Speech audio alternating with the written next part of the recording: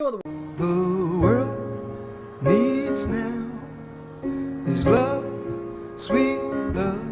But another 12A CGI-infused film where a load of action figures get smashed together whilst a vague plot about stopping an underdescribed MacGuffin from falling into the wrong hands and causing something bad, and usually but not always related to yet another Skybeam. Yeah, my enthusiasm for superhero films has fallen from pleasing my inner 8-year-old to... You're joking. Not another one? Oh, for God's sake, I can't stand this. There is too much superheroing going on. Why do we need this one? Anyway, this one is going to be good because it stars a vaguely grumpy looking Dwayne "The Rock" Johnson who, in order to stop starring in films like Tooth, signed his soul away to become one of the biggest film stars on the planet, but he only gets to star in 12A CGI infused films where a load of action figures get smashed together whilst a vague plot about stopping an underdescribed MacGuffin from falling into the wrong hands and causing something bad, and usually but not always related to yet another Skybeam. Whatever, he's got a gas bill to pay, same as me. And to be honest, this film doesn't really do a lot wrong, it just doesn't do a lot right either. It's not boring, but it's not entertaining either. And it's not entertaining because nothing seems to be at stake. Johnson allegedly has it in his contracts that he cannot lose a fight, so there's no tension. None of the other action figures ever seem to get so much as a bruise, so the fight scenes have no tension because they just repeat and repeat and repeat with the same characters, using the same moves to the same result until the end credits start rolling. Seriously, this film could have been cut down to the first hour-long episode of a TV show, and I doubt anything important would have been lost. I mean, seriously, what has the online discourse been for this film? Not interested in Adam himself, the world he inhabits, or any of the new action figures who barely seem to exist as characters in their own right, but in a mid-credits scene with no connection to the central plot.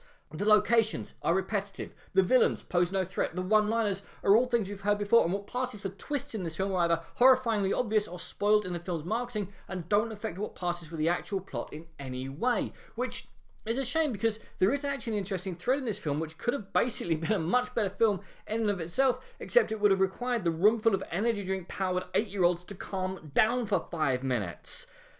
Essentially, 4 of the action figures, someone called Hawkman, a vaguely confused looking James Bond, a Storm knockoff, and a growy punchy man with less brain power than Liz Truss, come from the Justice Society.